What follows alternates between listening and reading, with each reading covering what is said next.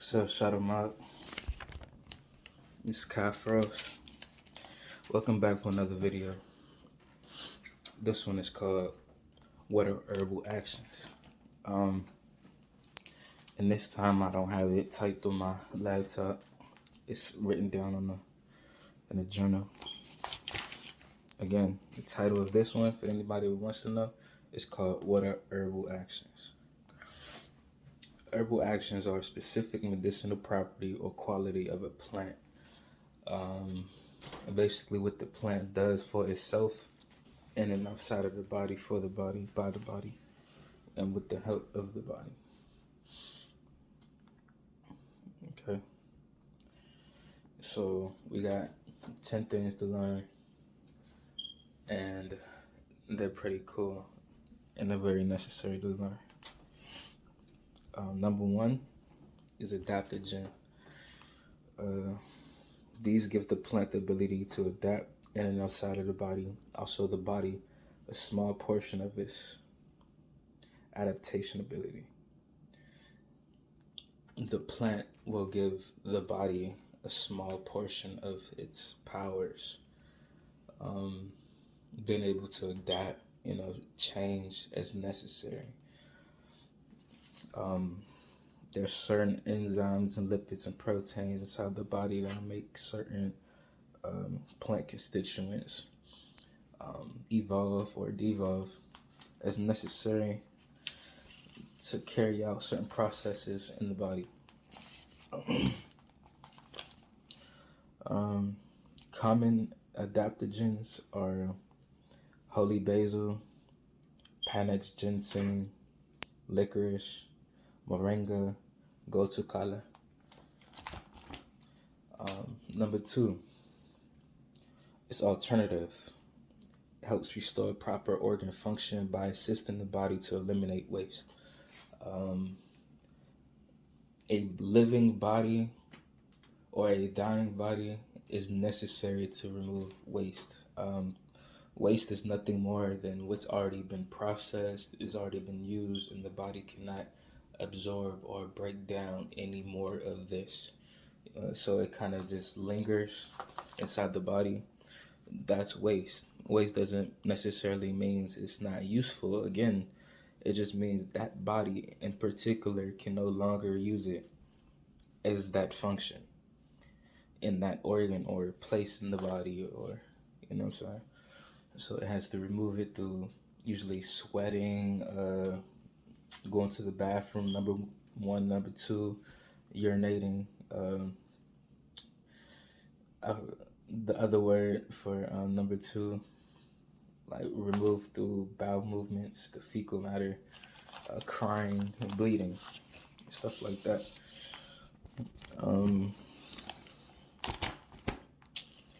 All cells can consume nutrients to function and eliminate waste. When waste is not removed in a productive way by the cells, organs, or body as a whole, we get symptoms like swelling, constipation, swollen lymph nodes, skin conditions, low-grade fevers, chronic infections, low energy levels.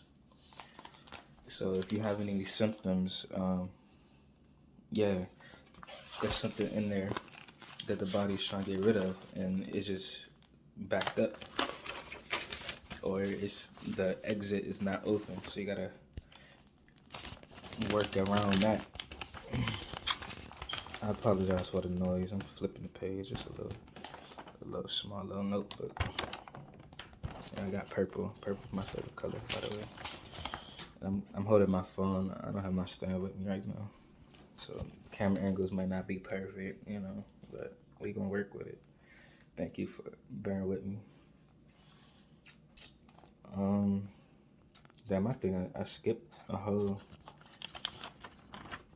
Okay, yeah, number two is alternative. Number three is antimicrobial. Antimicrobial interferes with growth and reproduction of microbes in the body. Germs, parasites, bacteria, little small living things that probably need a microscope to see type shit.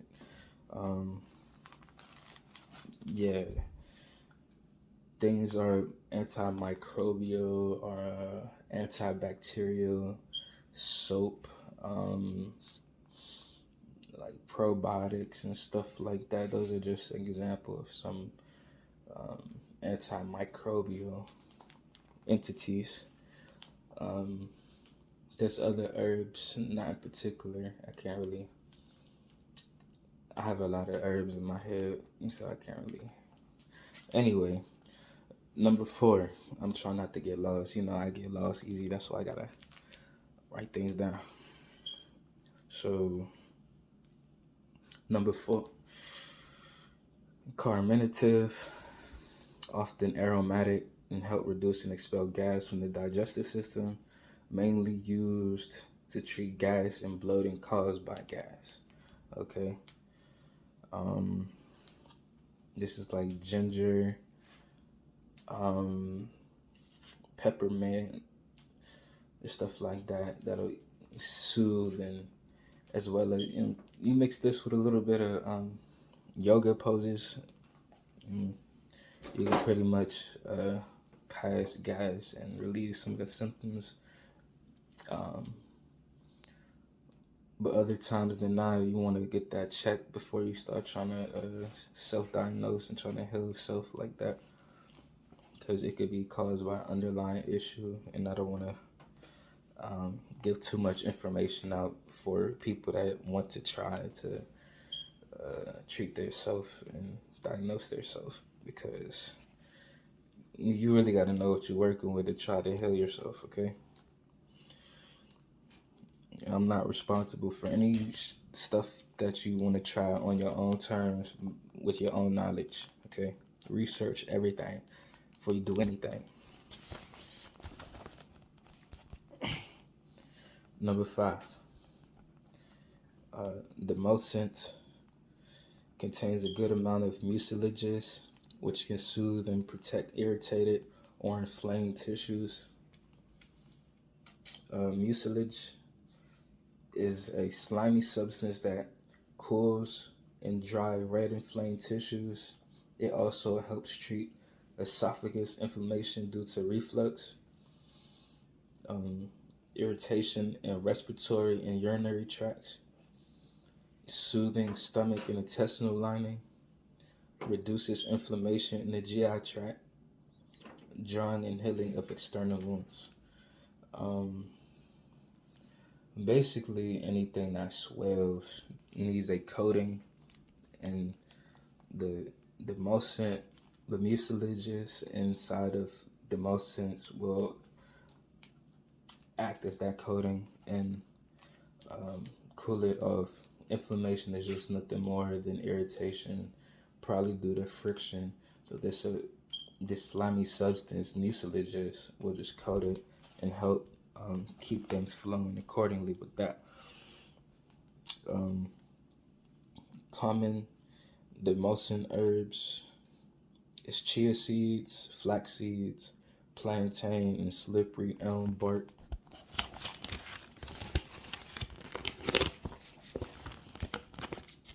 Number 6, diaphoretic. That's a cool little word, right? Diaphoretic. It makes you sound all fancy when you say it. I know it does to me. These create or promote sweating. Sweating helps expels waste and taxing.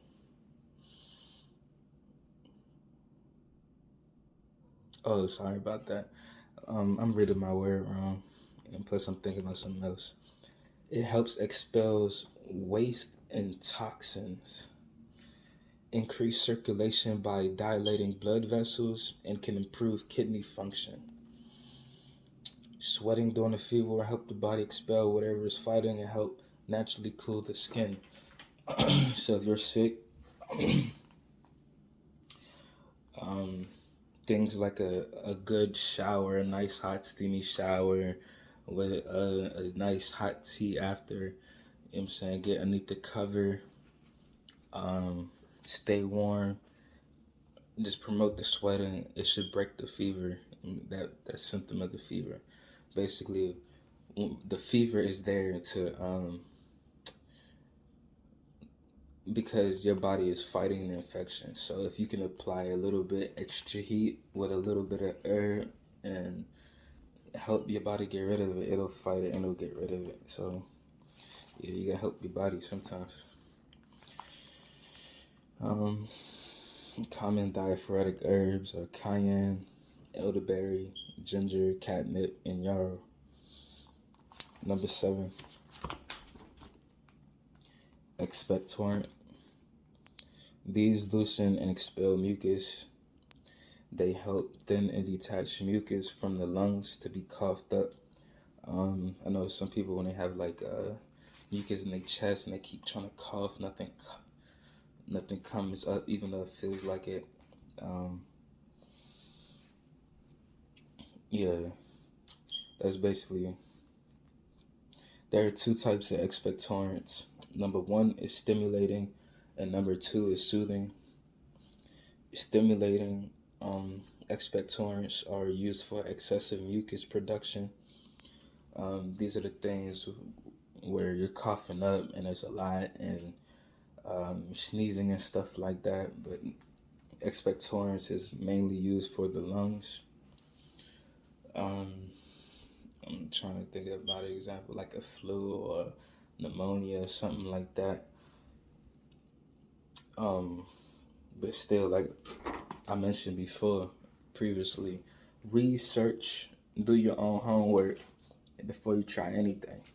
I'm not responsible for anything you try based on what you have processed and absorbed in this video. Soothing expectorants are used for irritating and unproductive coughs. Basically coughing uncontrollably or hysterically or something like that. Say like you got, where you smell black pepper and you keep coughing. Well, certain scenarios like that, but without the black pepper, that irritation in your airways, period, is what you can use the soothing for.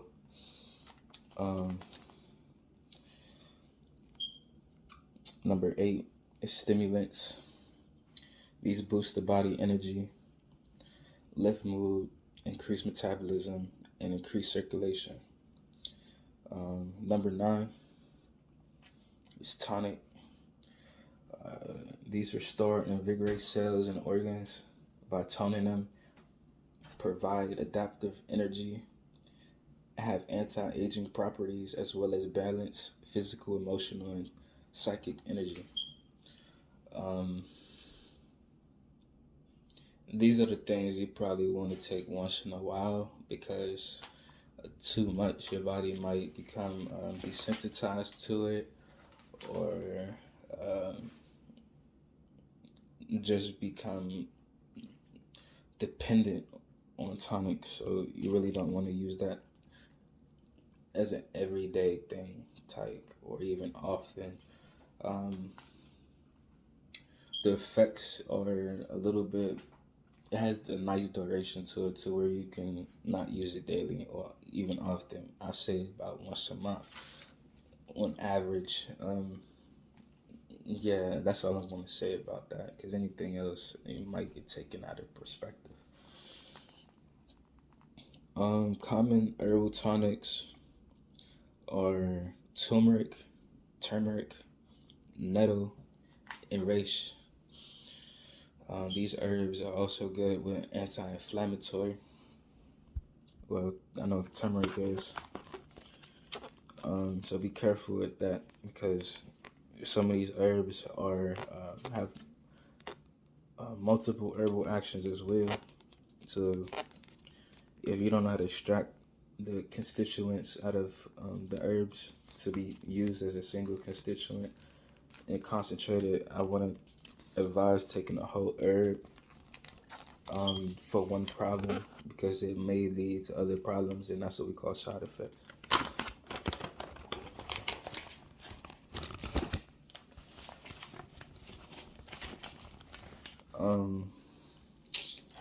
Number 10 is bitters. These increase saliva production, increase digestive fluids, and increase appetite. usually taken after a large meal. May also be used to treat occasional constipation, cramping due to gas, and slow digestive. Um, Bitters and tonics are mainly used as a culinary arts technology, or as far as bartending.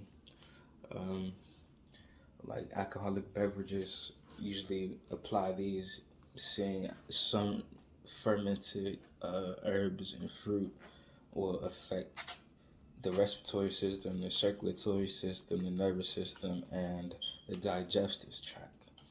So, keeping a well balanced diet, no matter how you consume your food, is the right thing to do if you know what you're doing.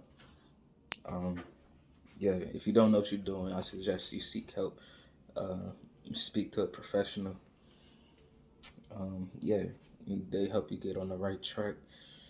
In case you don't know what you're doing, but you want to experiment, you still need to speak to someone for guidance. Um, well, that's that video. Thanks for watching, guys. Remember, you are more than what you think you are. You are more than what the world says you are. You don't own nothing, and everything in this life is temporary. You're now watching KaiFrozt, and you're a part of the Shadow Mob. See you later.